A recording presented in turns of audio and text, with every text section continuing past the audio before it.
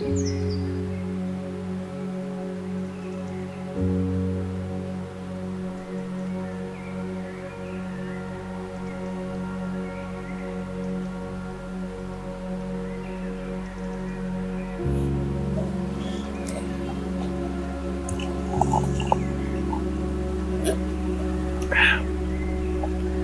there, weary traveller.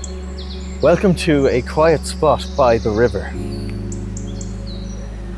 Take a load off your feet, sit down, join us as Enjoy some fruit of the van. Non-alcoholic, don't you know?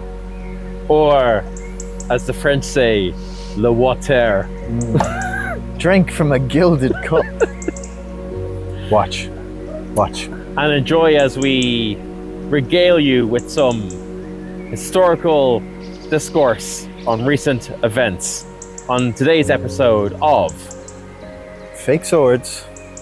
Real Feelings. No, not that voice. Whatever. Your family choose now to come. Incredible. They'll leave us alone. They think we're weird. Yeah, and they're right. What are we talking about here, Dylan? We're talking about E1 2025, a recap of all the things we did because Jim's character went and died and he's got a new character as seen by the shield. There is shield. An awful fiery piece of bird thing invading our precious forest, threatening to burn things down. That was a big part of the and weekend. It is uncalled for, inhumane, unsanitary, and really good looking. But yeah, you know what, Jim? So obviously we'll go through kind of everything that we did for the weekend, but I want to just throw this to you straight off, Jim. Yes. Who's your new character? Oh. What's he like? Does he have a boyfriend? He does. The mirror. You've probably seen the thumbnail, so you can tell that Emberic is a bit different from Caspian. Just a little bit, yeah. Less lush and green, more fiery and zealous. Caspian was very go with the flow. Yep. Emberic is channel the flow into a torrent of fire to achieve your ambitions. Nice. Which is different, but fun. So I am now playing no longer Caspian Dumaran of House Gladewarden. I'm sticking with being wildly off the Daunish brief and saying I am Emberic Ashsong of House Sol Renee. So not taking the house name, but having like the two names. So, but I guess technically he'd be... Are you a questing knight or No, he's a full noble. Okay. He's full noble. Him and his brother Flint Ashsong, or Flint Sol Renee, I guess, have passed their testamental, which is a great story. And I will let you all know about it either in character or when we've come up with it. He's very different. So he's from the Barrens. I think we're the most eastward house in the Barrens. You were saying that, yeah. In play so far, which is kind of interesting. Jesus, what a game to come into that. Yeah. But he's a priest, which is big different from me. Yes. Like really different. Yeah. But very fun. And I really too want to put my feet up like you are. Yeah. You look like you're not quite comfortable with it. Well, you see why I've done this is, and those of you who have seen our last episode will know that I am in a precarious position here. And this kind of flamingo ass stance is what's allowing me to lever my knee to counterbalance. I see. I have no comfort at all in this quiet spot by the river. In fact, I might wedge a stone under this tomorrow. So he's a priest. I just want to point out. So obviously you can tell that nature has grown a lot here. There's fully just like a few vines fully wrapped and have grown around the chair. Yeah. Oh, it's both sides. Yeah. Wow. That's cool as shit. This is the nature office. Nature has to forsook my chair. Yes, I know. That's because you live in safety. and to quote Emberic, give you in not to the temptation of comfort. Give you in not. I feel... Right, sir! See, I gave you... instant replay Here, of me. Do you want a giving, little bit more wait, space? I found. Look at this. Okay, four legs on the ground. Like there is a mild patio here. Jim has been choosing, for the sake of the shot, framing the shot, to live in danger. You have a lot of patio. You have patio too. I'm actually quasi not in the patio. Anyway, You guys should see the stream. Here, I'm going to take a little for fuck's sake, video. Jim, we only have an hour of Yeah, but I'm space not in this. confident we did enough to talk about. So Well, we'll look find at the out. beautiful. We always get this, look and then at the we'll have beautiful. they'll be like, stream we're "Oh, filming next there's to." there's no part 2." I'm like, "Yeah, it'll come in like 6 months." So if that happens, Jim, it's your fault. I don't think we did enough to warrant a part 2 here. We may not have. Dylan put it we're gonna very. find out. Dylan put it very well earlier. This is Oh yeah. This was an act 1 of an empire story-wise. I think a lot of setup. Yeah, and I think I'm going to jump in there for a second. Yeah. I think for Tadgh in particular, like my whole last year was a real, like, had a solid, like, beginning, like middle and ending of the arc with the Deadwood Night plot and kind of lots of stuff like that. So I mean, it was very much, I came into this event with like pretty much a clean slate of like, I don't know what's really going to happen. Don't even know what I'm going to focus on too much. That was until like the wind started coming and I had a bit more of an idea, which I'll get into in a bit. But like, They're great for that. Those winds. oh yeah. If only they came even a week earlier. But like I think it was very much like I had a really enjoyable event. Yeah, same here. For someone really who, enjoyable. For someone who was like him and hawing about even going to E1, like Yeah. fuck me, the weather. I like. Did we ever make the right choice? So yeah, we made the right choice, and like even like like from the weather point of view of like how different it was year on year, it was great. Like it's such a good weekend. Thanks to everyone who bought beanies. Sorry to everyone who bought beanies. they were only useful at night. We were really expecting them to come in clutch at E1. Yeah. My God, did they ever not?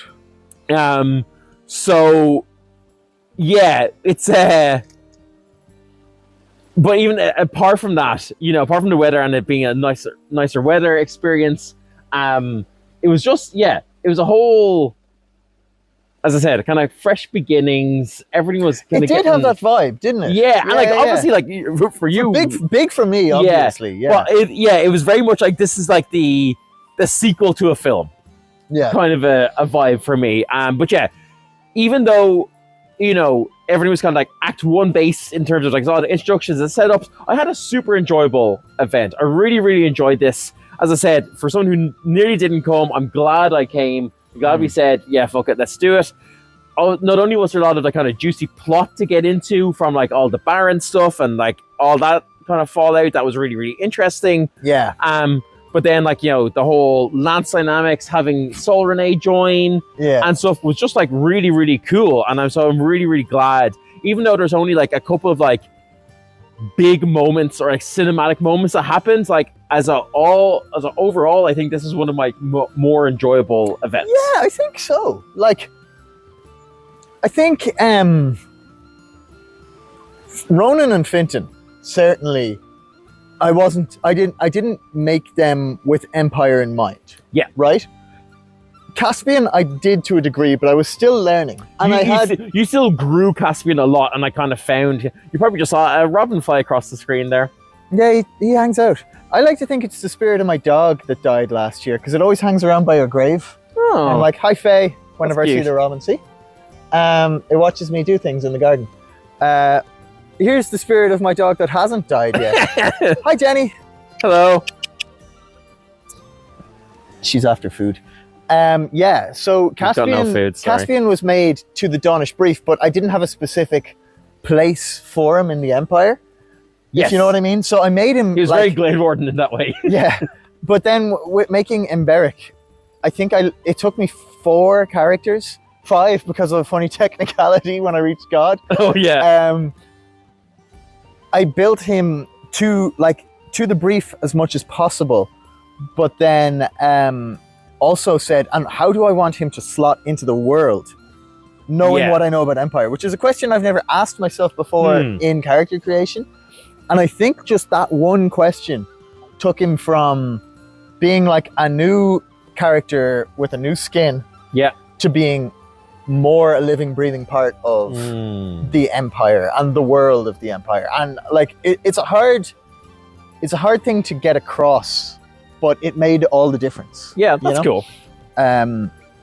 Like just the way, because I said he's going to be a priest, he's going to be ambition. This is what he wants to do. Yeah. This is what he believes in world. This is what he doesn't believe in world. This is, what he says externally. This is what he believes internally. X, Y, Z.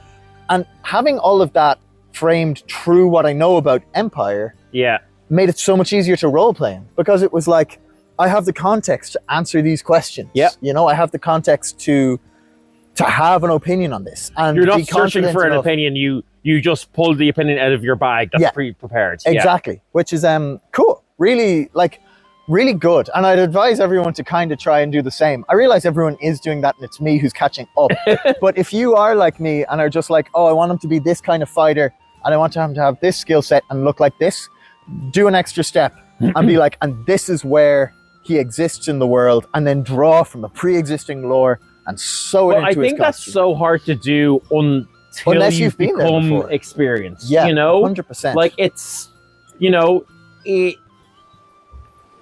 like just so everyone's clear, and I know you're not, but just to be clear, like we're not throwing shade on the type of people who create a character that's like, I'm a mercenary, this is my first time to Anvil or whatever. It's like, no, I would say that's crucial. That's a crucial part of it. You kind of need to kind of make those, I won't even say mistakes, have those experiences. Yeah.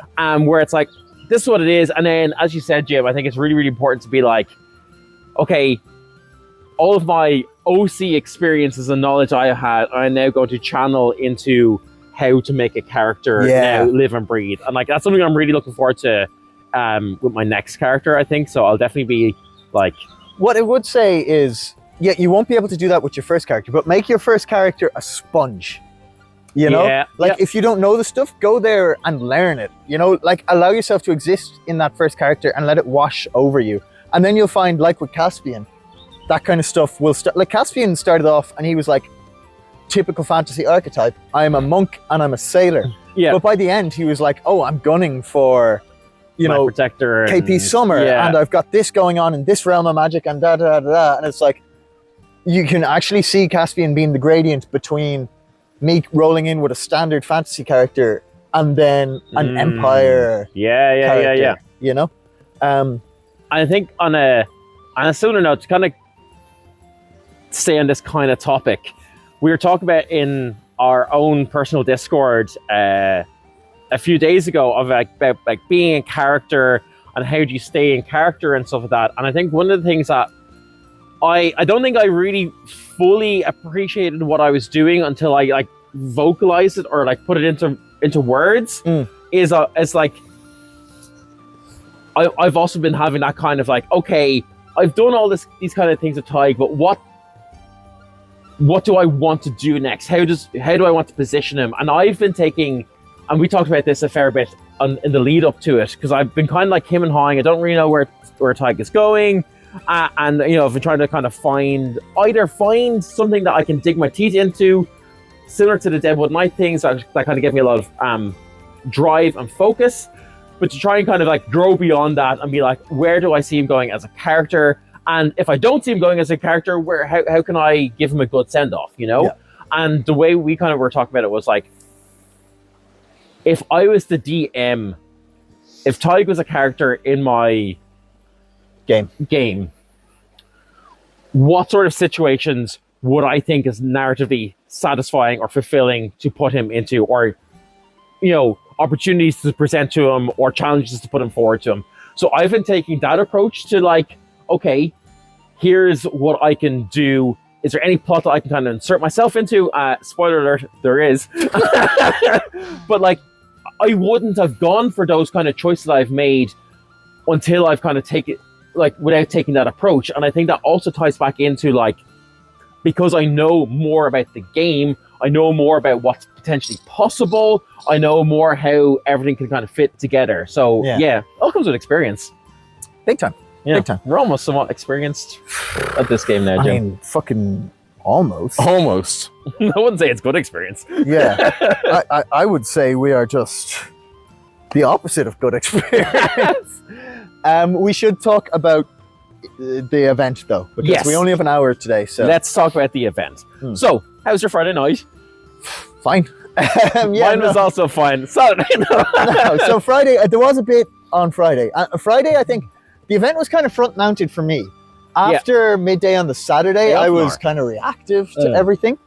But Friday, obviously, new character, and not even one new character, but 3 new characters coming in as a trio of established characters with a lot of backstory and a dynamic was a big deal. We'd never done anything quite like that before. So, like, basically, time in, Sol Renee hits the field. Yeah. And we kind of, like, there was a moment or two of finding our feet. There was kind of, because of, like, kit still going on and that kind of thing. Yeah. There was kind you of guys timed in a bit later, right? We timed in kind of a stagger of about 15 minutes or so. So there was kind of a quasi IC/OC thing we got caught in because like there was a whole rerun Rulabula up at God where when I went to get my character sheet, they gave me the wrong character. So they were like, come back at 5. And then when everyone in the world 5, was there at 5. Everyone in the world was there at 5. And in fairness to them, they got through it really quickly, but it meant we only got back to camp at like 10 to 5 and like the lads had like prosthetics to put on and stuff. Yeah. So, but yeah, no, we hit in. It was very fun because I'd never actually played Imberic at all. Like usually I'll have done like an RP trial of him or whatever. Up until time in, I still wasn't sure what voice I was going to do for him. And I mean that, like not voice in like accent side of things, but like how severe was he going to be? How XYZ, you know? I went with like a extremely northern Game of Thrones voice for him, accent-wise. But yeah, I think it fits really well. Yeah. I thought it was really interesting seeing you play Imberic because it was like, as you said, it was just so different. Obviously, the wig has a big part of that, but just like there was like an element of Finton there, there was a touch. Yeah. But I think this is what I would have done with Finton had I known what I was up to. Yeah, you know. But I think it was very, very different than pretty much any character I've seen you play. Yeah, big time. Big and time. I've seen you play a lot of characters, you know. But yeah, I thought it was really interesting, and you brought a real, just a very different energy, which was welcomed. And that kind of gave me game right off the bat as well, because I had said for various housekeeping reasons that Imberic and Caspian knew each other. And that's just purely for me, like having a quick way to be like reintroducing myself to people that Caspian would have known and stuff like that. Yeah. Where say I see someone on the field that's a good friend of mine and I'm like, oh, I walk by you and pretend I don't know you for 3 events until something comes up. I can be like, I recognize you. My friend Caspian said he knew you. Yeah. You know, and it's just a way to fast track that kind of shit, you know? Because you also need like a somewhat of a practical excuse to be like, well, why are you hanging around our camp? Because we are camping together, you know, and stuff like that. So like, you do need that little bit of like hand wavy.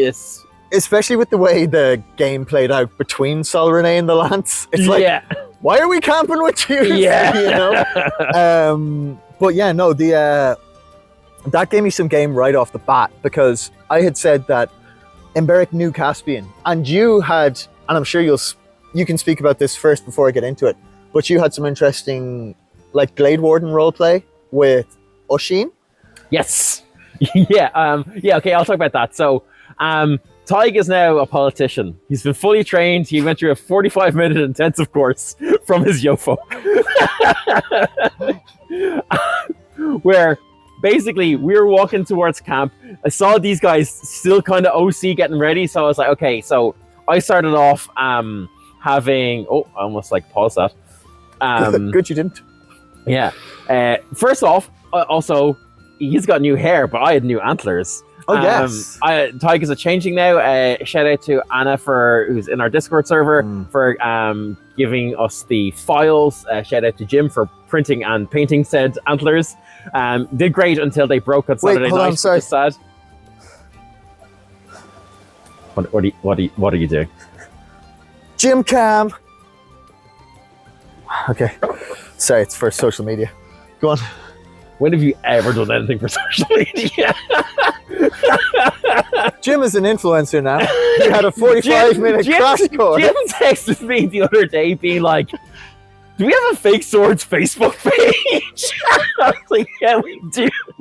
I set it up like 2 years ago and never posted on it. But yeah, so I got antlers, and then again, kind of go back to what I was saying at the start of like wanting to kind of push Tadgh in a direction. I was like, right, I should have an opinion on all this griffins and unicorns bullshit that's going on. And I was like, Reggie, I've tasked you to be a military leader. You should have an opinion on this. What's my opinion on this? And so the whole like tone throughout the weekend was basically just me asking Reggie, what's my opinion on this? And like a very dutiful and good yo folk, he informed me. And so now I became a politician, and I was like, you know what, Reggie, you're doing such a great job of being a yo folk. Here's some new nobles. I think you should introduce us. And we had a very funny like moment where Reggie I forgot about that. Reggie introduced myself and Tori as the nobles of Gatewarden, and I was like, and what about you? And because you guys didn't have a yo, I was like, Reggie will do it for you. So Reggie was going up to each of them, be like, sorry, what's your name? And then presenting them. Like, sorry, what's your name? Yeah, it was so funny. That was really good game. Yeah. That was very funny. And I took that as our official time in. Yeah. Was this really fucking weird introduction. Like, yeah, just Tadgh bumbling his way through like, you know, matters of diplomacy. Like, yeah. Just be like, who are you? What are you doing? So yeah, that was fun. And then, but you did give something to Reggie. Yes. Yes, because I kind of only kind of like tangentially aware of this, but yeah. So basically, kind of before that, as they were timing in, Gatewarden had a little group meeting, and I was like, right, we're fully behind Reggie. Anything we do is support Reggie in his goals of wiping out the Druge. There's definitely no ulterior motive there at all, I swear. But that's what it's going to be. And I was like, and in order to do this, I gave Reggie Caspian's sword, the Headsman's Regards, which we've talked about in previous videos, but basically it is a sword that makes you want to revel in notoriety. It makes you want to revel in notoriety, and it has a real spicy roleplay effect as well, where it's like, no matter what you want to do it. Your will is your own. Yeah, and so I was like, perfect. And like Reggie didn't know he was going to get this, and so like kind of kickstarted his game a bit. I took to carrying my spear around, which is the fire, which is like, I will adhere to my motivations no matter what anyone thinks. Yes, sorry, and for you UK people who don't understand our accent, that's not the fire, that's like defire. Yeah. Like D-E-F-I. I defy you. Yeah. Which is a fucking cool name for it a is sword. A cool. But then, yeah, so I gave Reggie the sword, and then... So Emberic had been speaking to Reggie. Basically, Emberic hit the field hard by all but inquisiting people as to what everybody's ambition was. And like fully just being like, so you're like a person. He'd be like, all right, what's your name? And they'd be like, my name's Tom. My name's Tom. They're like, all right, Tom, what's your ambition? Oh, I want to bake the nicest cake anyone has ever seen. And then he'd be like, fantastic. And what is the next step you're going to take towards achieving that ambition? Oh, I guess I got to source some flour. Exactly. Let's go do that now. And like fully just... life coaching the fucking shit out of people. And he did that. Like, he had ulterior motives for that as well, specifically like in asking everyone in the Lance. But he did everyone. And then when he was doing it to Reggie was like, oh, I'd really like to talk about my ambitions a bit more. And I was like, one has bitten. Let's go. So I got in on it. And then as he was role-playing really well, because like, as he was role-playing, he kept like looking at the sword and having his eyes like bulge whenever he touched it and shit. And I was like, oh. And like two things came together in my head. And I was like, Emberic, new Caspian. And I'm like, I recognize that sword. Where did you get that? And then he like filled in that like, oh, this used to be my friend Caspian's. And then I was like, I knew Caspian. I've trained with this sword. I know exactly what you're feeling right now. And I was like, and believe me, if you don't get a handle on that, you're going to do something wild that'll get you in trouble. And then that led into like roleplay between like me, like Imberic, who had like canonically trained with Caspian's sword, because Caspian would have come to him for like, hey, this thing is making me want to kill people. So he was like, let me coach you through the use of this weapon. And then was like, okay, we got to temper this a bit because it's going to be zealous. You've got a fire on your hip now. Let's direct it. I want to do a hallowing on it. And that led to Imberic's first hallowing, which was like a really big deal because I don't have it with me, but I have Imberic's like prayer book, basically, which has like, I think it's 52 pages of sermons for like every possible situation. But he's got 2 sermons for each hallowing.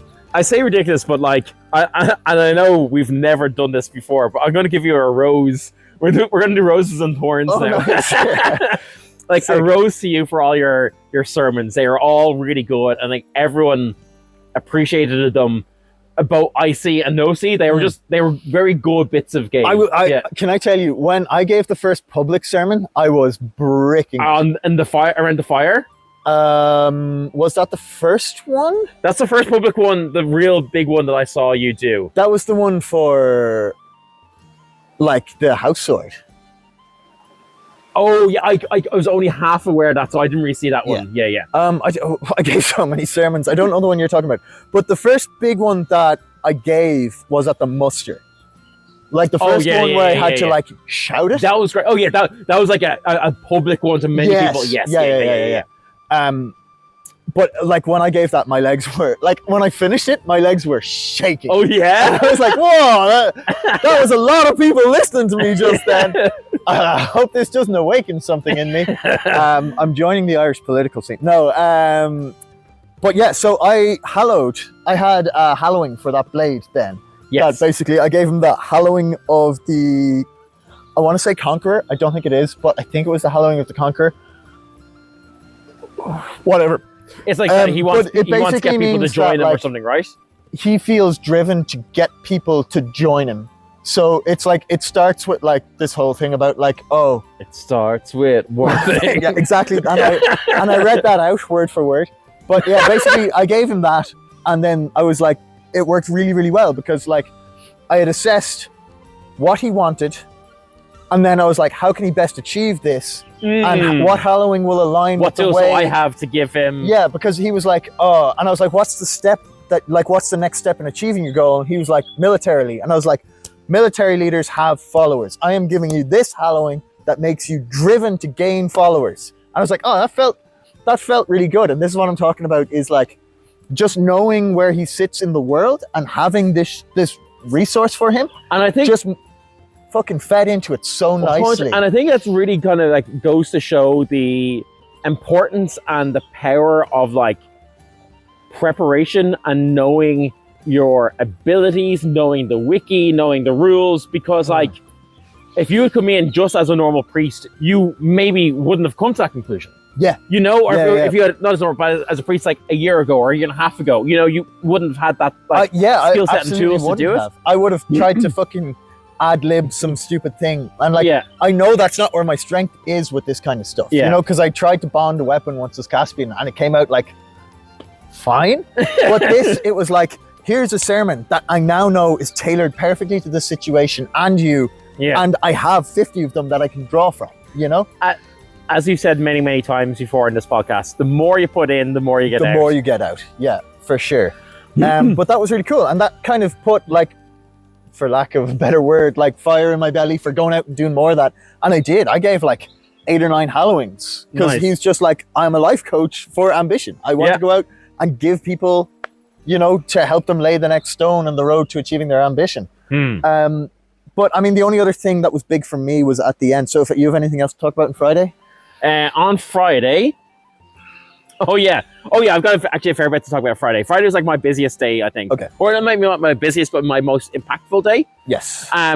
2 things. One, very soon after time in, the whole Glory Square thing happened. With the throne. And the little shouting match between them and Arcavian and the Imperial Spy Master. Yeah. Yeah, and Skywise Grelka. In fact, so fucking everyone was there. Yeah. And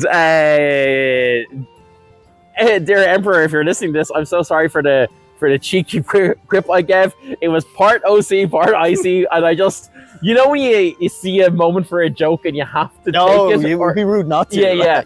But like, she was standing there and she just had her bit with like Arcavian and stuff, and it was like, okay, she needs to address the Nation of Dawn and all the people here. And she was like really like passionately talking about like how, if Varushka criminals are like the worst of the worst, how dare she be accused of criminal, blah, blah, blah. Really cool speech. But she had the unfortunate mistake of giving a pause at the start where she said, I am from Varushka. And I went, we know.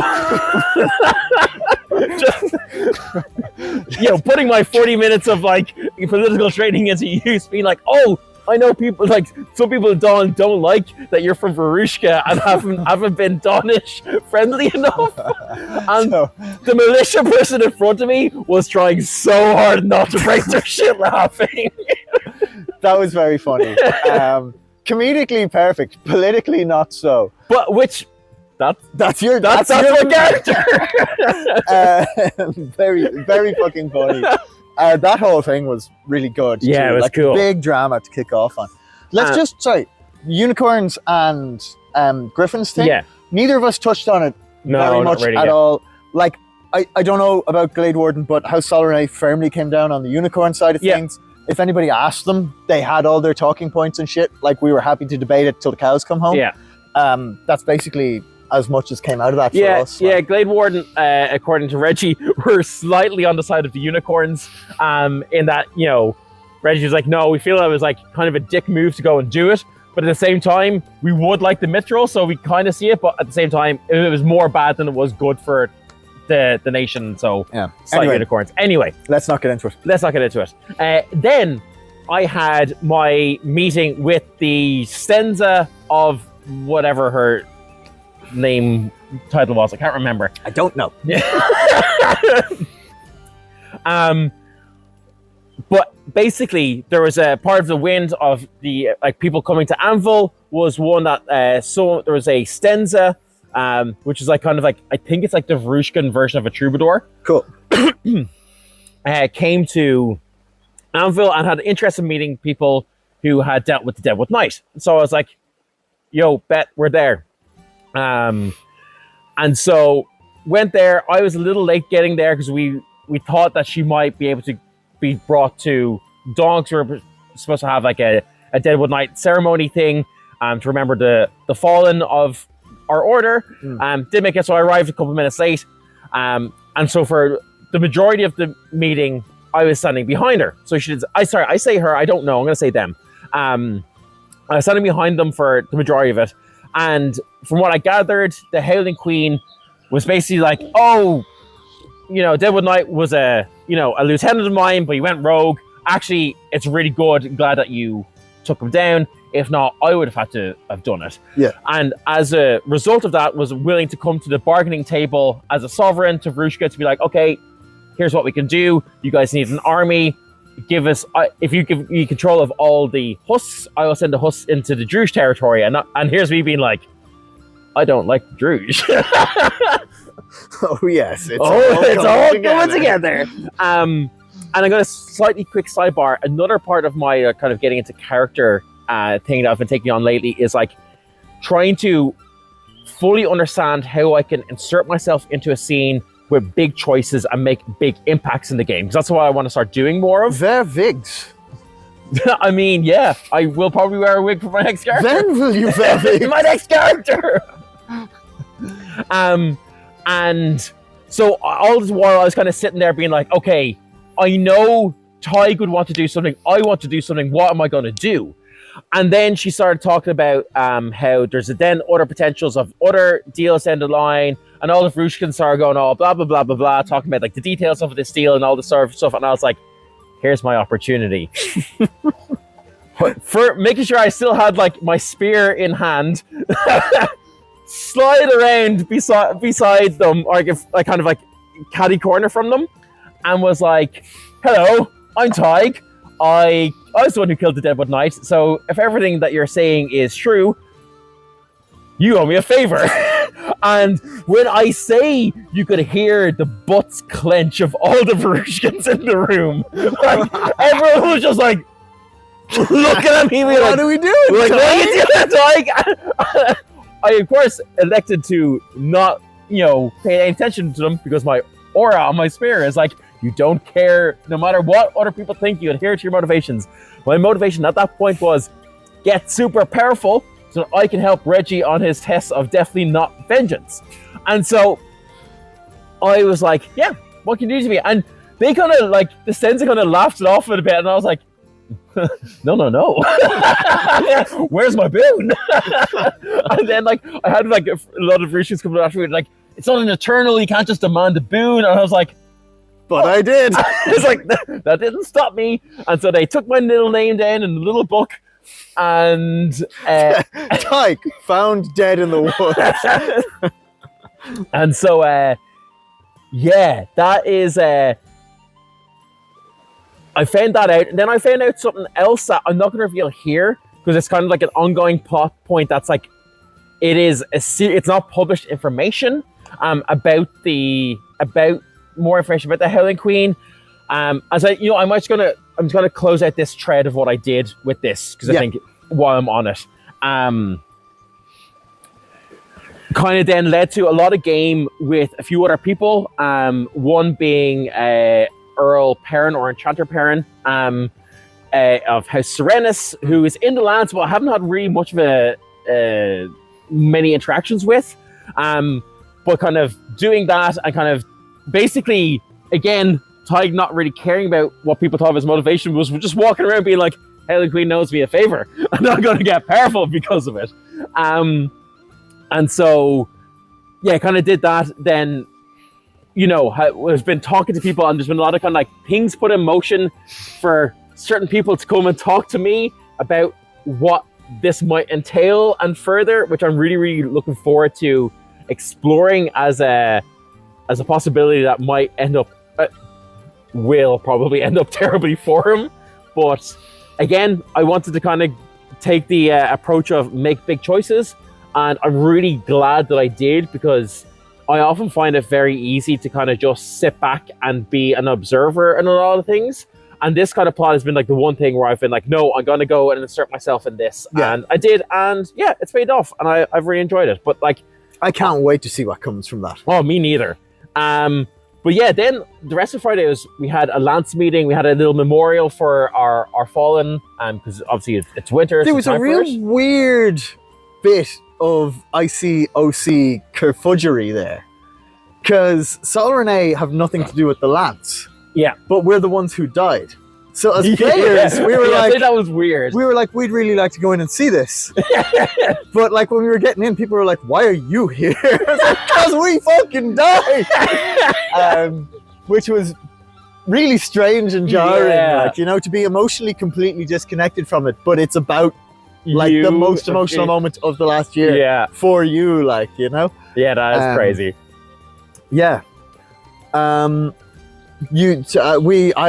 the same reason, Joey and I fully just didn't go into the lance meeting. Yeah. We sat around doing what Sol Renee does best. Tending to a fire? We tended to the fire, and we stared into it for like an hour, 40 minutes, and spoke about fire and ambition and flames. Nice. Yeah. Also, shout out to Joey, who stoked a roaring fire from a 2-day-old ember. Fucking incredible. And very, very on brief for the house. And gave Emberic no amount of shit to talk to people. Shout out to Joey as well for making the shield. Yeah, pass it over here. It's Adora. In case you don't know, I'll bring it over to this side. This is our house crest. This is Emberic's beautiful shield made by Joey. If you want some fucking class LARP kit, hit him up. As we speak, he's repairing some of my LARP kit. You can't see that. Hold on. But and you thought we would be done in one Gym camp. episode. Gym camp. It's for social media. How long we got left? 20 like 30 minutes. If even. If we get to it depends on how long actually is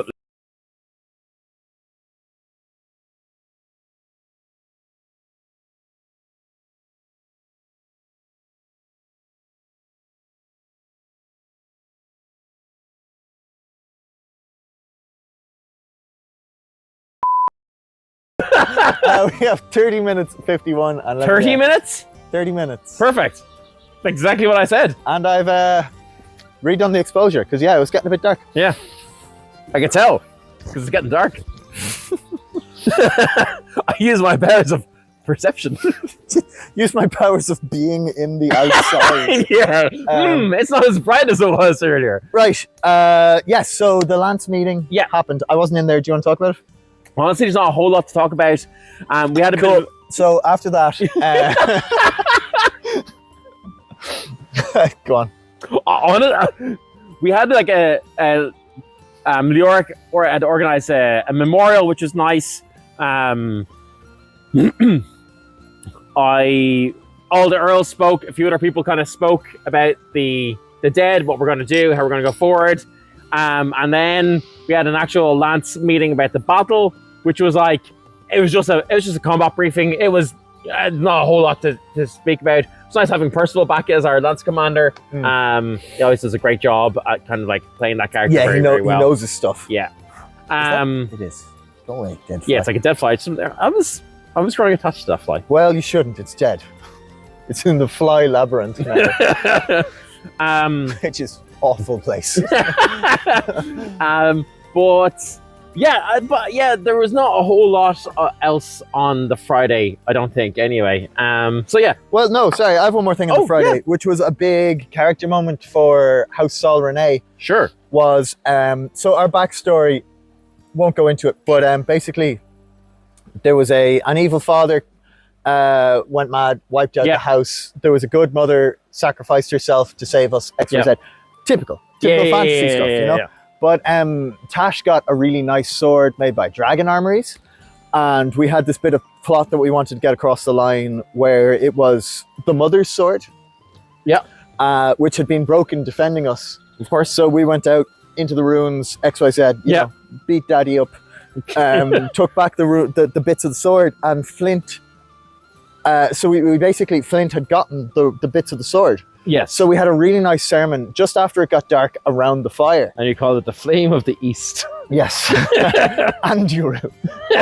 No, we did this really nice ceremony to gift her the sword. Yeah. IC. Sorry, that was the ceremony I thought was your first like ceremony. No, I had done like a few minor ceremonies, hallowings, dedications, that kind of stuff. There's no minor ceremony stuff. Of course, sorry, but it was really nice because that was the one where I had learned, I had written the prayer out for it, tailored specifically to the house history and Dahlia, and had like learned it like it was in a play. Nice.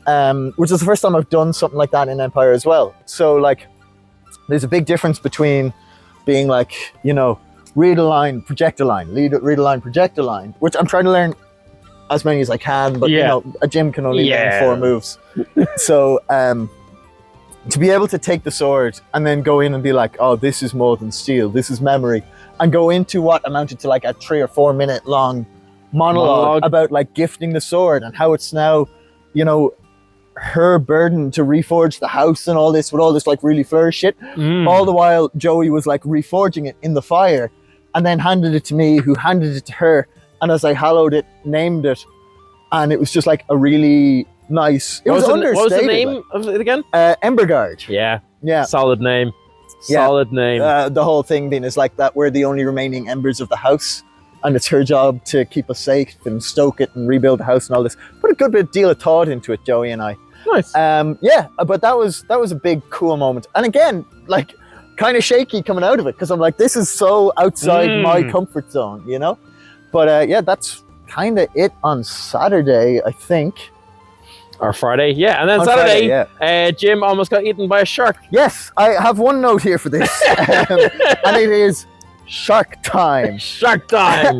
But no, I know I've spoken about this before, and it's very similar to what I just said, but I was given the opportunity, because I basically have been going up to Percival and being like, yo, anytime you need a sermon, I got you. I'm your holy boy.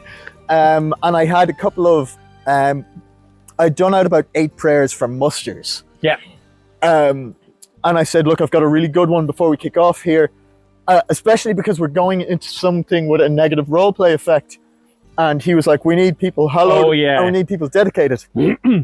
And I was like, right, the way I'm going to do this is, and I don't know how this stacks with the rules of the game, probably not the way you're meant to do things, definitely not the way you're meant to do things, but I think in the moment it was cooler. So, like you said, make big decisions. So I was like, anybody who needs to be anointed, come here now. Yeah. And I lined everyone up like they were at mass. And I gave a sermon, and I like fucking roared it out, it was like, cool. you know? And it was like really fucking zealous. Like, so again, Imberic's sermons are not subtle. They are not understated. They shout about fire, and they shout about ambition, and fucking they're impassionate things. But I basically just said, anybody who was in earshot of that, who needs to be anointed, rip a Liao now. And made sure that everybody who had one. I mean, look, the roleplay comes first in those sort of situations. It's basically just a mass anointing. Yeah. You know, I had the resources. I had everyone's ear. Like, you're not going to repeat this fucking same sermon like 10 times. That's going to be boring. Yeah. I don't know. What do you think? Is that an okay thing to wait? I'm going to keep doing it. But how do you feel? How do you feel about that? And then on the way up to the battle, I gave another one, which was like way more angry and stuff. And it was like, no one writes sermon, or no one writes songs about those who stand still and all this, you know, and no one's name will be carved for doing nothing, XYZ. And I gave that to the Lance, basically as we were going through the gate. And what was cool about that is afterwards, Brian came up and was like, yo, that really resonated with our house. We want to turn it into a song. And he's a really good musician. So I was like, fuck yeah, let's go. And that was really cool. That is cool. Yeah, and then, you know, there was a bit of fucking around in the woods when we were looking for some planks. Yeah. The battle was overall fairly underwhelming. Yeah, I mean, like, again, the woods were so narrow that we didn't really get a chance to fight at all, the place we were. And because I think I killed one. And because I was asked to use a great weapon, I wasn't in the front line, so I was kind of just walking behind people waiting for an opportunity, which didn't really come until we got to the field itself. The one cruel thing that happened in the woods, very first engagement, you know, I'm not used to being a shield bearer, so I was walking with the shield down, approaching their line. Throwing knife just hits me in the neck. And I'm like, ah! And then later on, fucking Kira, Nimi, she's like, how's your neck? And I'm like, fine, why? And she takes out the knife and she's like, it was me. Which, I mean, Kira, I appreciate that more than you know. Some lessons come hard. And then we hit the field. And it was a wild battle. Like, it's the most interesting battle I've ever had from line combat point of view, because the lines were just always going like this. The land shark took a long time to go down. And did it go down in the end? I don't think we killed it. I don't know. And I have a funny reason for not thinking we killed it. But well, you definitely know it was alive at one point. It was very alive and well fed, might I add. It went through the line so many times, and it just like the battlefield kept shifting back and forward, and like our lines were going all over the place. Like, people went down in our lance. First off, 2 people died in our lance. That's bad. Yeah, there's 30 of us, so like, I mean, whatever. But like, it was real like touch and go, and just real hairy in general. Like, the whole time, I didn't feel, once we hit the field and engaged, I didn't feel for 1 second that I was like safe. Oh yeah, 100%. It was there was 1 second in particular I didn't feel safe, but we'll get onto it. No. Say your bit. I don't really have any bit to say, because like I was there as a great weapon. My job was to plug holes, take shots, over shields and things like that. And it's just whatever way the battlefield happened and was laid out, I just didn't really get that many opportunities for it. We also got real spread out.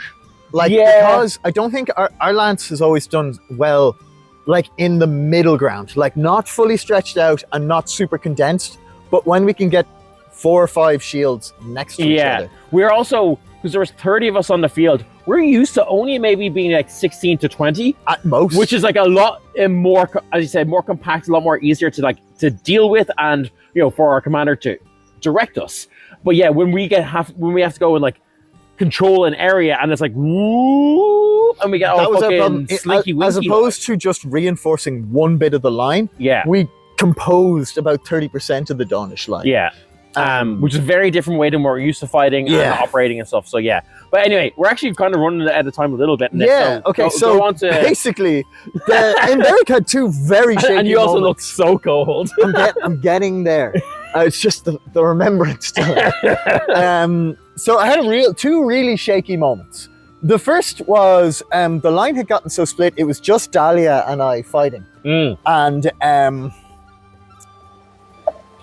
we were fighting, the land shark had gone that way. Yeah. And we were fighting a line of Grendel. And we're doing fine. I can equip myself very well in combat. So fighting away there. And then I see it, like one of the Grendels like really fucking going for me. Yeah. And he hits me a strike down. And I hear Dahlia bolts, right? Dahlia goes that way for some reason. And this guy hits me a strike down, and I see him like, yes! And I'm like, what's that about? It's just a strike down. And I was like, I'll just get up. And I turned around to lever myself up. Yeah. And like my entire field of vision was just shark mouth. And I was like, oh, fuck. And I look down, and my leg is going in it. And I'm like, oh, fuck. So I do I want to say a dramatic dive roll, but it was a scramble, full scrambling roll, scramble away, and I kind of scramble a bit, roll onto my back, and I'm like, as this thing is going by me like this, and I see a ref is like, and he walks over, and I'm like, I'm dead, I'm eating, and he goes, only for that roll. He goes, that is the closest I will ever let anybody get to a land shark without dying. And then he gave me a traumatic wound for my leg. Honestly, because again, the whole line had kind of split because the shark was coming. And so for such a big thing. Very stealthy. Very fucking sneaky shark. Well done. But we...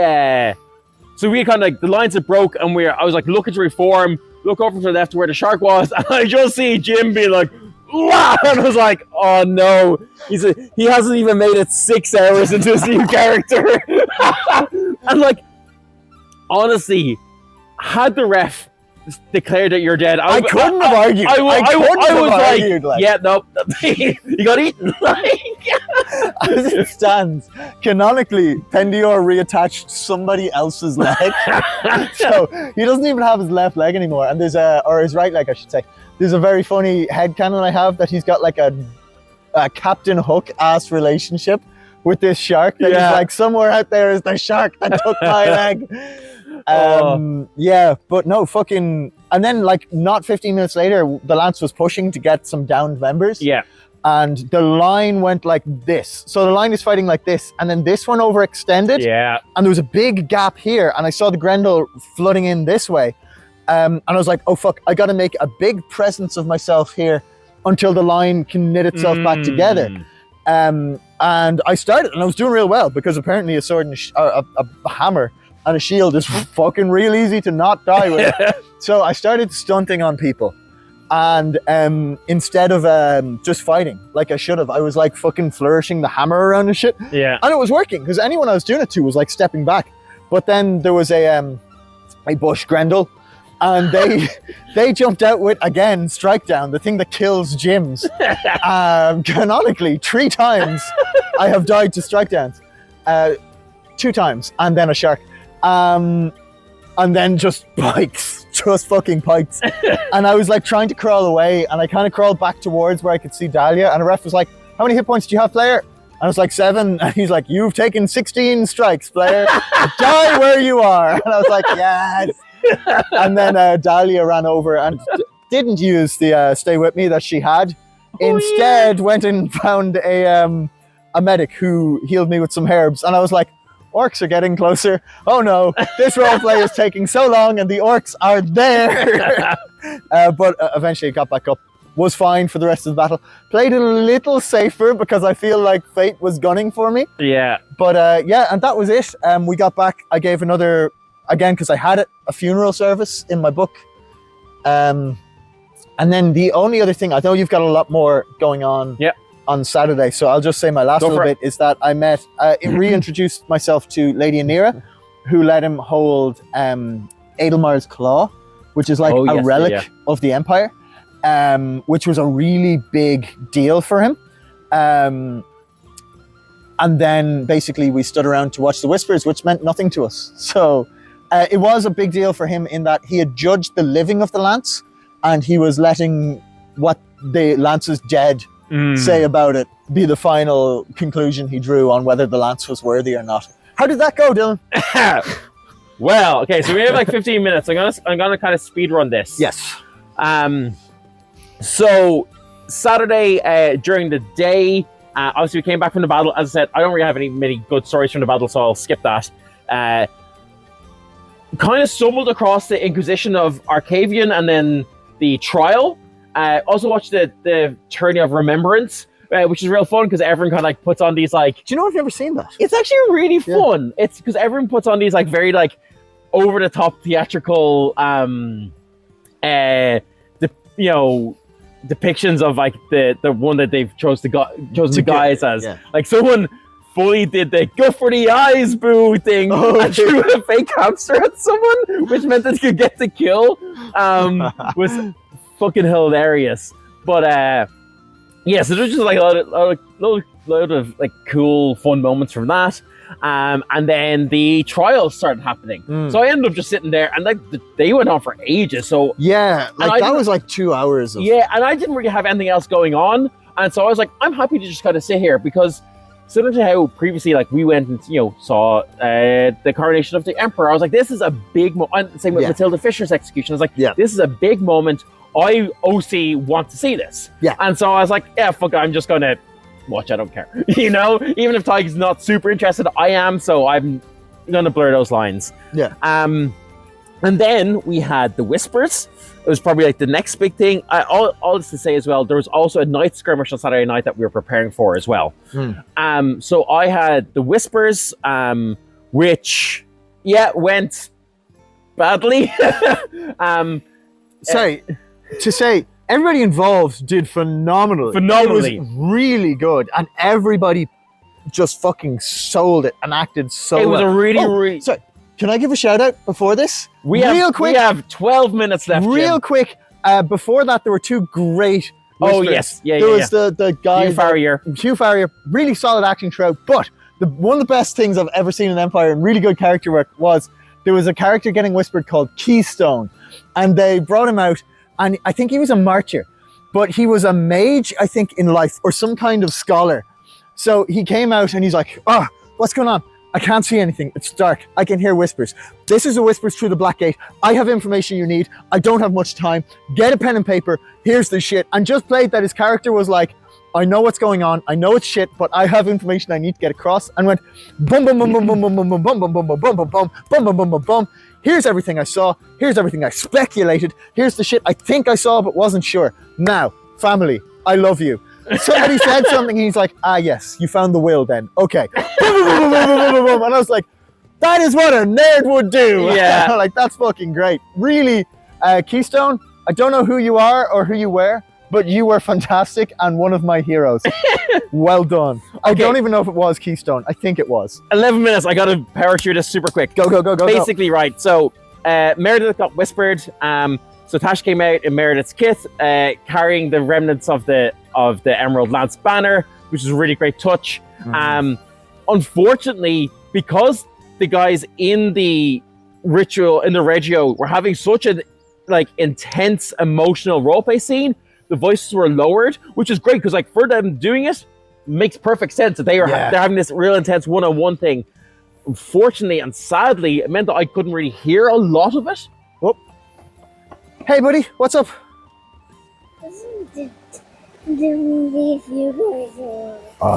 Come here.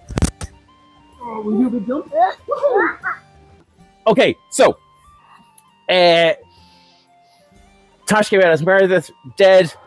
Basically, the main part that I took away from or that I heard was Tash being like, but why did I die? And why didn't they? Why did they leave me to die? They had the armor, the skill, the swords. And I was just there being like, completely right thing to say and accurate. And so I was like, yeah, well, I mean, like, I've been playing like Tadgh off. My headcanon for Tadgh is that he's been like guilt-ridden from it anyway, right? And so obviously this comes out and I'm like, well, that's bad for me. Modia's Gwen is like, what the fuck are you doing? How did you, like, you didn't know, like, 'cause I wouldn't have told her that like, I was there. It conveniently just didn't come up. The lie of omission. Yeah, ran away. She like stormed off. And I was like, I have to go fight now. And this is poorly timed. Went did a night skirmish, which we were all kind of shitting ourselves about because night skirmish is typically deadly. But thankfully, it was more of like a straight up line fight. There was none of this funny business like the last time. Was good. It was just a good skirmish. It was a good fight. It was a bit hairy for the first 5-10 minutes, and then we kind of gradually got the advantage and started winning. I had a very good moment towards the end where there's maybe like 20 of them clumped together as we were all just advancing. Everyone's being real cautious. I was like, who are we? Dawn, what do we do? Fuck yeah. And we just charged and like rinsed them. And I don't know if the monster team were like actually down on like resource something, but like everyone kind of went down quite quickly. So I don't know if they just played it off. It's like, yeah, they got the kill. Well done. Let's pay for them. Or if they were just weak. But either way, it was a good moment. So thank you, skirmish team. Something that we said we would do, we haven't really done actually, sorry, is I just want to give a huge shout out to PD in general. Yeah. There was I can't even think of anything specific right now, but there was just a number of things across the weekend that just they went above and beyond multiple times just to help. And like, I think it was when we were leaving and there was a PD guy and he was, he's in with his nana.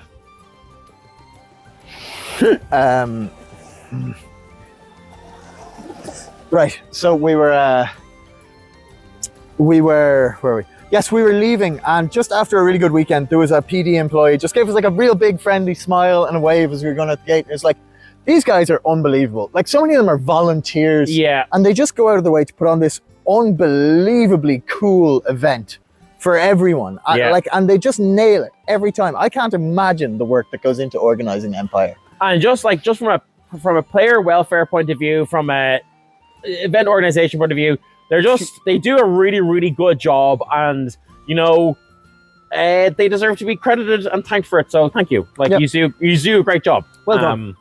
Yeah. How long have we got? Like 6 minutes. So I'm gonna go real quick. And so I basically took all this guilt and was like, right, the Lance is a fucking shambles, because I asked Embrick previously in the day, be like, what's your opinion on the Lance? And Embrick did not hold back. Yeah. And rightfully so. And so I sat the Earls down and I was like, the Earls of the Alliance was like, we're a shit show. We're not doing our jobs properly. We need to fix this. We need to start being Earls. We fail at our jobs. We need to start using the strength of the Alliance, leveraging the people, that are with us, and actually unifying us. Because we don't have a banner on the battlefield. We had nothing to rally around. We're too divided. We're not cohesive enough. And we need to start, as Earls, bringing all the houses together and unifying that. So I think we went well into time out, but ended up having just really fairly intense roleplay in the Lance tent, late into the night, about all of this and about the politics of the Lance and everything. And just everyone that was there, I think everyone really enjoyed it. And it was just a really good moment. And afterwards, I think Gwen was like, look at you doing politics. I was like, I'm not politicking, I'm problem solving, because I can't be seen to be a politician. But yeah, and then so they had a great fun monstering. Oh yeah, shout out to, I don't know who you are. Great start. But you were the skirmish team who was in charge of the Rallios group. You had a flail and a shield wrapped in red. I was the orc that was your sergeant or whatever. That was just really fun. The first few charges we had, we got rinse, but that was what we were meant to do. Yeah. Just really fun. Yeah, and it was cool to see the way you organized it quickly and then like regrouped us and said, okay, here's what we did wrong, go again. Don't know who you are, but shout out to you. That made the monstering very, very fun. Sorry we were total fucking goofballs, but monstering, when we were monstering, I was Drek and I was leading a sub-unit of the Numberjacks, which was Zeb, Joey, and Ben with like, what are those things? What are those helmets called? Like Salets with like 1, 2, and 4 on them. Just really, really good monstering fun. Like, I played Locom for the first time ever, which I actually really, really enjoyed. I did get into a lot of combat anyway because we got rinsed so much. I realized again, much like my test of metal, I'm a way better fighter when I don't have armor. like just actually better. That's the realization that birthed Caspian. I know. And what's your next character? He's going to be a mage. And probably a low com as well. I really enjoyed it. It was a really interesting side of the game. I did a load of like fun like battlefield healing, which I'd never done before. Had to go. There's a one point where I had to heal like 6 people in a row, and like I was like, I don't know how many more little mini 30-second rituals I can come up with for healing spells. That's why you need a book. But yeah, it was super fun, and yeah, I think that's all we have time for. We have time for a quick outro. Yes. So very quickly, if you enjoy our content here, you might consider checking out some of our other content. We have Hearthfiretales, which is our TTRPG content. Hey, you might find something real interesting coming down the line there soon. Not that it's not interesting already. Are we good or interesting? No. Okay. You might also like. I mean, if your standards are low enough to enjoy this, you'll probably enjoy that. Yes, that's a good way of benchmarking it. If you reach this point in the video, give it a listen. You might like Wayoftheheron, which is a fantasy sword fighting channel we have. We've got to do some updates on that soon. Yeah. And then, other than that, join our Discord. The link will be in the bio below or in the thing below down here, whatever it is. There's really lots of Empire talk going on in there at the moment. Like, we have a nice little burgeoning group of. There's a nice little community there. Nice little community there. It's nice. Come and join in. Great chats. And until then, unless we have something else, the Patreon. We have a Patreon for Hearthfire Tales. It is Hearthfire Tales branded, as Jim said, our D&D podcast, our TTRPG podcast. But, Fake Swords is a Hearthfire production. Fake Swords is a Hearthfire production. So if you would like to support us over there, by all means, you can. We will probably be doing a bit of work on that in the future to kind of like make it a little bit more clear what's going on. Right now, look, I'll be honest with you, we don't have any immediate plans for additional Fake Sword content because we get to record it so rarely. But I think we would like to release it, these type of episodes, maybe like a few days, maybe a week in advance or something, if we can manage it. But the other thing is, and look, I don't know if this is actually going to be possible or not, or in the video, but or in the video because we're running out of time. We have become YouTube partners, so you can leave a super thanks and like basically tips on messages and stuff. Which is a great way to support the channel as well. And there might be a membership option to the channel, which is basically like YouTube's version of Patreon. Fucked if we know. So, yeah, that might be a thing, might not. Pick your poison. If you'd like to support us, that would be great. Obviously, absolutely no need to. But yeah, check out our stuff. Leave a comments, all those things. Tell a friend. We have to hit 1,000 subscribers to get the next fucking. Yeah. If you're listening and aren't a subscriber, it would be great. I know that's the fucking stereotypical YouTuber thing to do, but if you go to this a sub, that would be. It would be a big. It would be a big plus. Anyway, big help. This might not even be in. It's still recording audio, so maybe it's just going to be a blank screen with my voice over it. Who knows? Let's find out. No, it's not in it. Oh, it is. Yeah, a minute 25 left, Dylan. Is there anything you'd like to say? Wait, do you want to do something for a minute 25 seconds? Yeah, okay. I lost my microphone, Biddy, when the child came along. I fear it's gone forever. That's not it. So, how are you guys? Here's a minute 25 seconds of us looking for a. No, it could be anywhere. It literally could be anywhere. Let's do something better for a minute and probably no seconds now. Here, I named my hammer Proclamation. You did. And where'd you get that great name, Jim? Ambition. The fucking state of the Empire The state of it. It's getting harder to do them because the winds are coming out so far or so close to the event. Probably won't get one of them this year. You're probably only getting my chest and above now in this framing shot. Yep. Let us know in the comments if there's anything you'd like us to talk about. In the meantime, I'll see how much of our minute we have left. Yeah, do. And I'm going to stand here and say... about 24 seconds. 24 do you want seconds. me to reframe it? I'm going to re-emphasize the point that 1 PD, great bunch of lads. 13. 2, 12. Locom was real fun. I enjoyed 11, fighting with a staff. That was super 10, fun. I can't wait to be 9. a somewhat passionate and zealous 8, mage 7. Of Sol Renee. 6. And 5. Empire's cool. Really enjoyed it. Like doing E1. 4, and that's all we have time for. 3, So 1. goodbye. Bye.